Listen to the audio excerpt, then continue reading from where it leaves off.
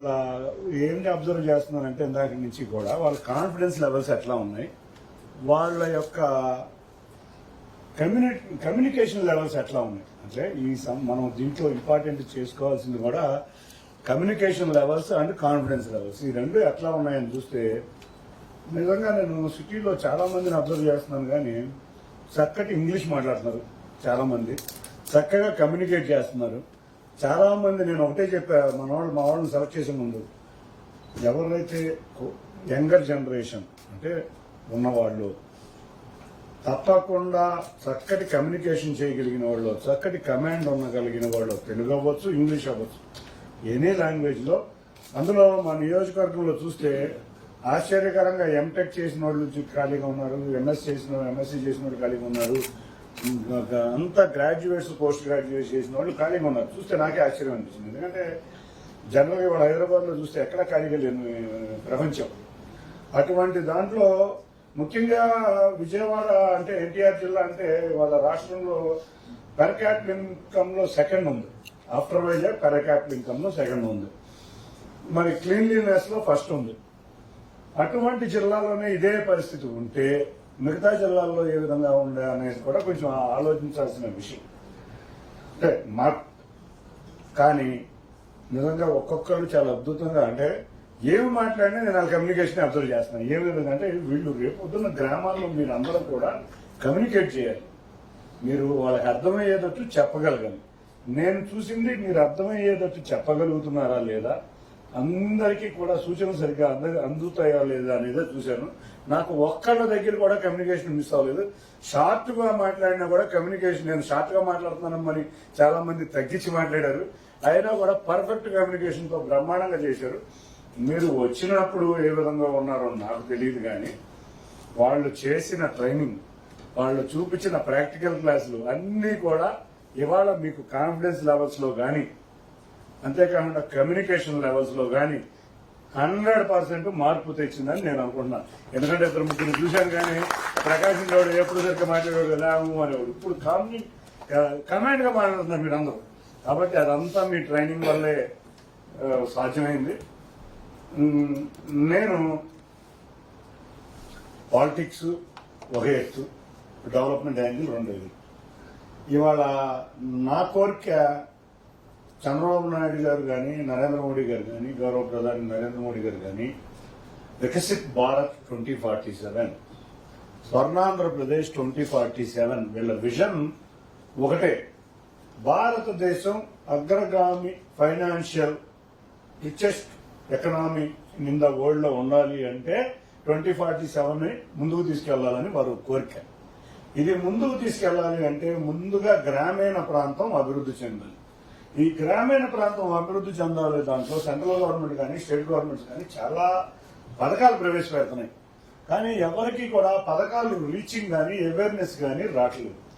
ఈ పథకాలు అవేర్నెస్ చేసి మీరు ఇక్కడ తీసుకున్న ట్రైనింగ్ క్లాస్ లో గ్రామ సభ అంటే ఏంటో మీకు ఐడియా వచ్చింది, ఎన్ఆర్జీఎస్ నిధులు అదే విధంగా వాడాలో మీకు ఐడియా వచ్చింది. దీంట్లో ఎన్ని పథకాలు ఉంటాయో మీ దగ్గర నుంచి ఇప్పుడు నేను నేర్చుకోవాల్సిన పరిస్థితి. ఎందుకంటే నాకు కూడా అంత నాలెడ్జ్ లేదు, నాకు అడావుడిగా ఇంత కాదు, నాకు కొంత ఐడియా ఉంది, కానీ మీ దగ్గర నేర్చుకోవాల్సిన పరిస్థితిలో నేను వచ్చాను. కాబట్టి మీరందరూ కూడా చక్కగా తర్ఫీదు పొందారు. కానీ ప్రాబ్లం ఇక్కడే ఉంటుంది. ఇన్స్టిట్యూట్ దాకా ఇన్స్పిరేషన్ గా ఉంటుంది. ఇన్స్టిట్యూట్ దాటంగానే మన కాన్ఫిడెన్స్ లెవెల్స్ మెల్లిగా దిగుతూ ఉంటాయి. ఆ దిగడం అనేది జరగకూడదు. ఎవ్వరూ కూడా ఇవాళ ఏ విధమైన కాన్ఫిడెన్స్ లెవెల్లో ఉన్నారో అదే విధమైన కాన్ఫిడెన్స్ లెవెల్స్ మీరు పాటించాలి. దీనికి మీకు రకరకాల అడ్డంకులు వస్తాయి. రకరకాల అడ్డంకులు అంటే గ్రామాల్లోకి వెళ్ళేప్పటికీ మీకు గ్రూపులు ఉంటాయి. మీరు ఏ గ్రూపు కాదు, మీరు అందరితోనూ నవ్వుతా చక్కగా పలకరించి మనం ఇట్లా చేసుకుందాం మన గ్రామాన్ని అని మీ మాటల ద్వారా మీరు మెప్పించాలి.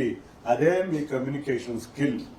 మీకు తర్వాత అధికారులు పనిచేయకపోవచ్చు, వాళ్లతో పోరాడే ధోరణికి వెళ్లకుండా బతిమాలి, ఇంకా అవ్వని పక్షంలో వాళ్ళని ఏ విధంగా పరిగెత్తించాలో ప్రభుత్వం తరఫున మేమందరం కూడా మీకు సహాయం పడతాం. అంతేకాకుండా మీకేదన్నా సమస్యలు ఉన్నాయి, మీకు అర్థం కాని సమస్య వస్తే ప్రొఫెసర్లు అందరూ ఇక్కడ ఉన్నారు, గ్రూప్ లో కూడా ఉంటారు, వాటిని కూడా మీరు కమ్యూనికేట్ చేయాలి.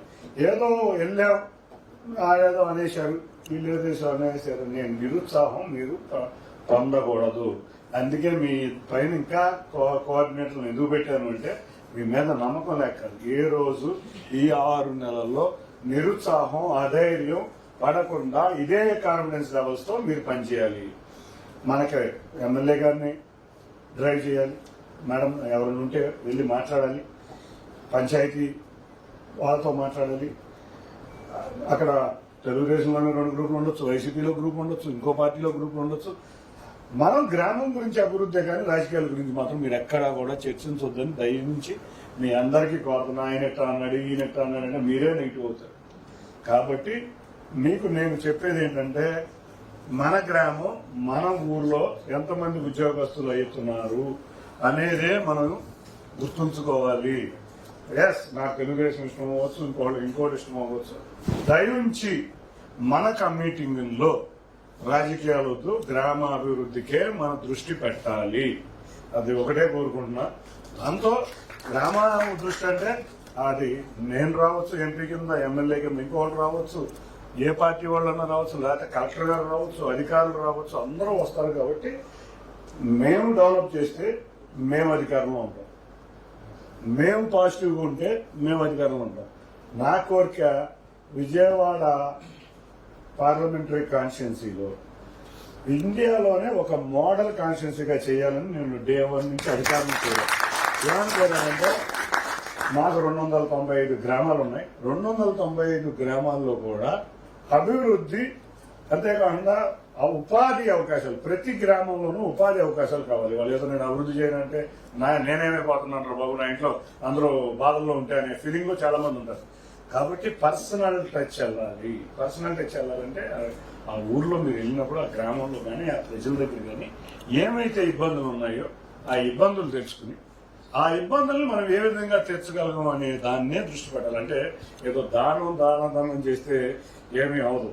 వాళ్ళని మనం అందరం కూడా కృషి చేయాలి. ఏదో ప్రభుత్వం చేస్తుంది లేకపోతే ఎవరో చేస్తారనేది కాదు, మన కష్టం కూడా కనపడాలి. బద్ధకంగా ఇళ్లలో కూర్చుని నా ప్రభుత్వం సంక్షేమ కార్యక్రమాలు ఇస్తుంది అంటే ఇస్తుంది. ఆ సంక్షేమ కార్యక్రమాలతో పాటు మనం కూడా కష్టపడి మన పిల్లల భవిష్యత్తు ఏంటి, రేపు నేనున్నట్టు నా పిల్లలు ఉండకూడదు, నా పిల్లలు బాగా ఉండాలి అనేది ప్రభుత్వ లక్ష్యం. ముఖ్యంగా నారా చంద్రబాబు నాయుడు గారు అయితే జీడీపీ 15% మెయింటైన్ అవ్వాలని కోరుకుంటున్నారు. 2047కి ప్రతి ఇంటిలోనూ ఒక మంచి పేదవారి లేని కుటుంబం కావాలనే కోరికతో పనిచేస్తున్నారు. దానిలో భాగంగా ప్రతి ఇంటిలోనూ ఒక entrepreneur, A family and entrepreneur అనే టార్గెట్ తో మనం వెళ్తున్నాం. ఇది ముఖ్యంగా ఎవరికి ఎక్కువ ఉపయోగపడుతుందంటే ఇప్పుడు ఎవరైతే గ్రామాలలో ఉన్న నిరుద్యోగ యువతున్నారు, ఏమీ చేయలేకుండా ఇబ్బందుల్లో ఉన్న పేదవారు ఉన్నారో వాళ్ళకి ఎక్కువ ఉపయోగపడుతుంది. వాళ్ళు మనం చూస్తే మన గ్రామాలన్నీ కూడా చదువుకున్న వాళ్ళందరూ గ్రామం వదిలి వెళ్ళిపోతున్నారు, ఎక్కడెక్కడో ఉద్యోగాలకు వెళ్ళిపోతున్నారు. మీరు జపాన్ని చూస్తే వాళ్ళందరూ ఓల్డ్ పీపుల్ అయిపోయారు. నేను నిన్న విజయవాడలో ఇండస్ట్రియల్ మీటింగ్కి వెళ్ళా, అందరూ రమ్మని మొన్నకు వచ్చారు రండి అంటే వెళ్ళి అందరూ కూడా ఓల్డ్ ఏజ్ పీపుల్ ఉన్నారు. ఏమంటే మీ పిల్లలందరూ అమెరికాకి వెళ్ళిపోయారు, ఇంకో చోటకి హైదరాబాద్ వెళ్ళిపోయారు, బెంగళూరు వెళ్ళిపోయారు, మీరందరూనేమో ఈ ఏజ్ వచ్చింది మిమ్మల్ని అందరినీ చూస్తుంటే నాకు జపాన్ గుర్తొస్తుంది. చాలాసార్లు రోజు చెబుతాడు జపాన్ లో పాపులేషన్ తగ్గిపోతుంది, జపాన్ ఇబ్బందుల్లోకి వెళ్ళబోతుంది, మనం ఇక్కడ పాపులేషన్ మనకు ఉండాలి. కాబట్టి ఇక్కడ మనం హైదరాబాద్ లో ఉద్యోగం చేయొచ్చు, బెంగళూరులో ఉద్యోగం చేయొచ్చు, కానీ హైదరాబాద్ లో 40,000 ఇచ్చేదానికన్నా మీ గ్రామంలో 25,000 వస్తేనే చాలా గొప్ప విషయం. ఎందుకంటే మనకి కాస్ట్ ఆఫ్ లివింగ్ కానీ ఇంకోటి కానీ చాలా తగ్గుతుంది. ఇటువంటి ఆలోచనలతో దృక్పథంతో ముందుకెళ్ళాలి. And entrepreneur in a house అంటే, ఇన్ ఏ ఫ్యామిలీ అంటే ప్రతి ఒక్కరు కోట్లు సంపాదించే అవసరం. చిన్న చిన్న వ్యాపారస్తులు అట్లీస్ట్ 30,000, 40,000, 50,000 ఆ గ్రామంలో సంపాదించుకోగలిగితే హైదరాబాద్ లో ₹1,00,000 సంపాదించుకున్న దానికన్నా, లేకపోతే విజయవాడలో ₹1,00,000 సంపాదించుకున్న దానికన్నా కూడా చక్కటి